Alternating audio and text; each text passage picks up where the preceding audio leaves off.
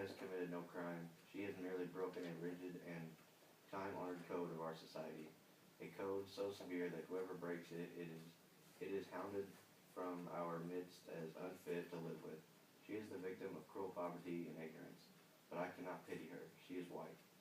She knew full well the enormity of her offense, but because her desires were stronger than the code she was breaking, she persisted in breaking it. She persisted, and her subsequent reaction is something that all of us have known at one time or another. She did something every child has done. She tried to put the evidence of her offense away from her, but in this case she was no child, hiding stolen contraband. She struck out at her victim of necessity. She must put away from her. He must be removed from her presence, from this world. She must destroy the evidence of her offense. What was the evidence of her offense? Tom Robinson, a human being. She must put Tom Robinson away from her. Tom Robinson was her daily reminder of what she did. What did she do? She tempted a Negro. She was white and she tempted a Negro. She did something that in our society is unspeakable. She kissed a black man. Not an old uncle, but a strong young Negro man. No code mattered to her before she broke it, but it came crashing down on her afterwards. Her father saw it, and the defendant has testified as to his remarks. What did her father do? We don't know, but there is circumstantial evidence to indicate that Mayella Ewell was beaten savagely by someone who led almost exclusively with his left. We do know in part that Mr. Ewell did. He did what any God-fearing, preserving, respectable white man would do under the circumstances. He swore out a warrant, no doubt signing it with his left hand, and Tom Robinson now sits before you, having taken the oath with the only good hand he possesses, his right hand.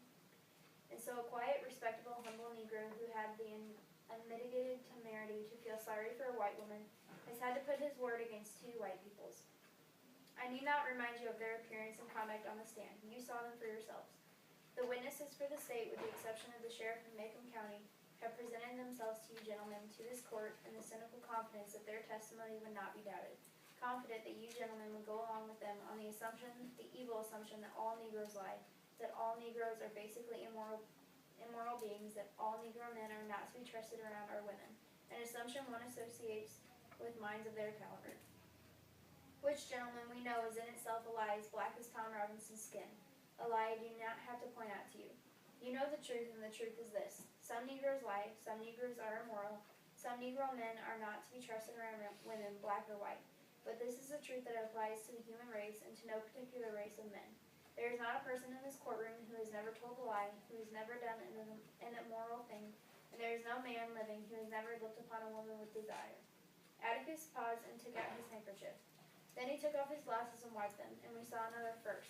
We had never seen him wipe his sweat. He was one of those men whose face has never perspired, but now was shining tan. One more thing, gentlemen, before I quit. Thomas Jefferson once said that all men are created equal, a phrase that the Yankees and the distaff side of the executive branch in Washington are fond of hurling at us.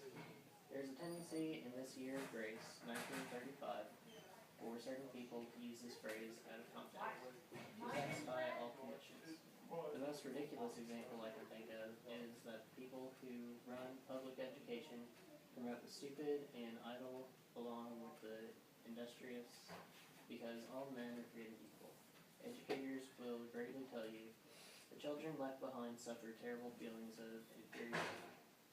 We know all men are not created equal in the sense some people would have us believe. Some people are smarter than others. Some people have more opportunity because they're born with it. Some men make more money than others. Some ladies make better taste than others. Some people are born gifted beyond the normal scope of most men. But there is one way in this country in which all men are created equal.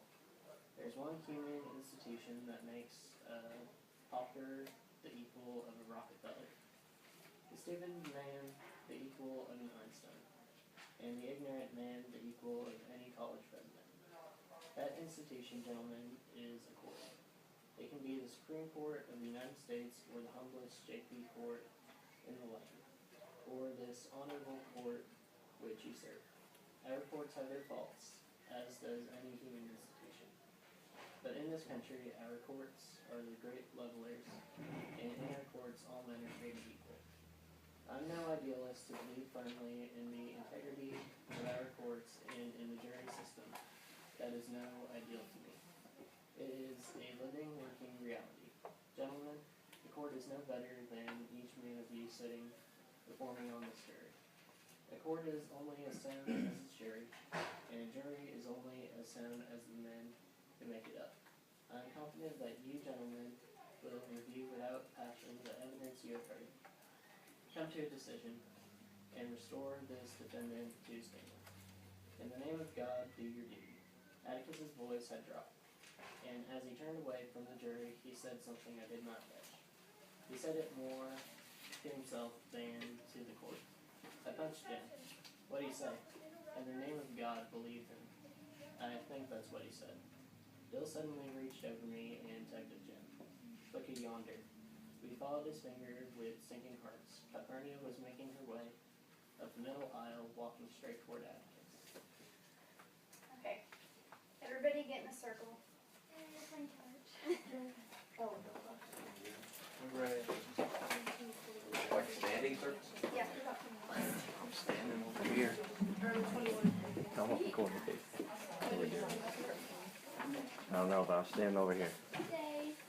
It's gonna be a really big circle. No, it's Sean, not. scoot over. I know, I Joe. stopped believing Well, you because once he you lied said to Jim. us that one time. Yeah, when he said Jim was dead. Yeah, that's why we didn't believe him. That's why we never believe him now. Oh goodness.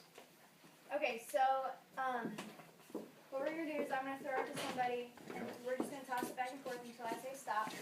Whoever it stops on, I'm gonna ask a question. If you don't know the question, you can call on a helper, but whoever you call on can only answer once.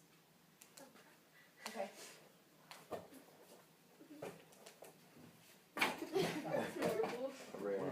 Stop. Stop. Who drinks out of Mr. Dolphus Raymond's bag? Dill. Okay, go ahead.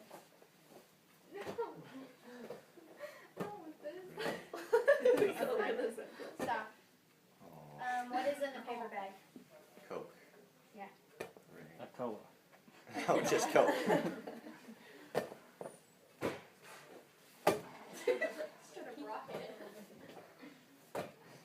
Stop. Ah. Okay, why does Mr. Dolphus Raymond have Coca-Cola in the paper bag? Because he feels like people judge him already, so he just say heck with them and act like he really is doing what they think he's doing. Yeah, it's kind of an excuse for the way he lives. Okay, go ahead. Stop. Yeah. Why does he tell the kids his secret? I don't know, because they won't tell anyone. Do you want to call on somebody? Since they understand. Yeah, they're young enough to understand. Okay. Okay, nice Oh, try.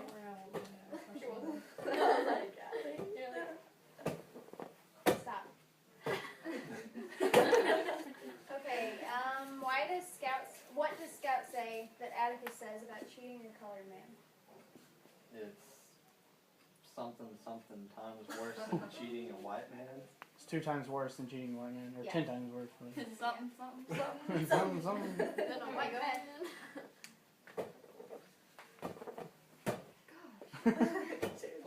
Stop.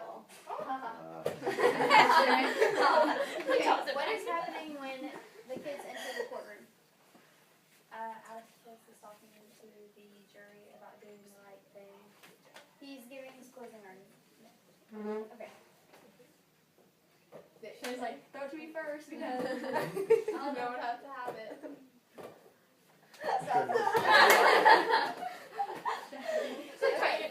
How is Atticus acting during this closing argument?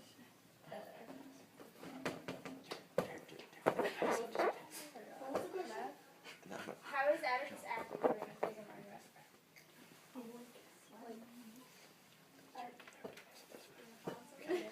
He's actually casual, like, Yeah, he's really relaxed. He's airedly. getting comfortable. Take Okay, go ahead. Here goes the plan. It's even sidearms. Stop. I'll do that. Okay, what does Atticus do in front of the jury?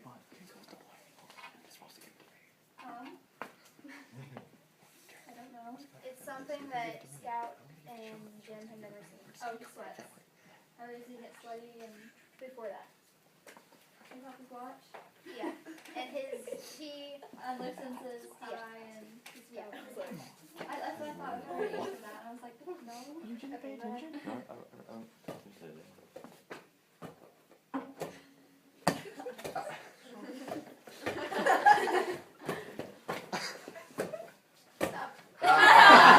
Take it back!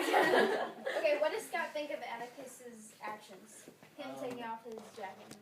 They're unusual, and she's never Facing seen it towards me. before. Yeah, and they say it's the equivalent of him being naked. Okay, go ahead. Maybe throws Megan. Well,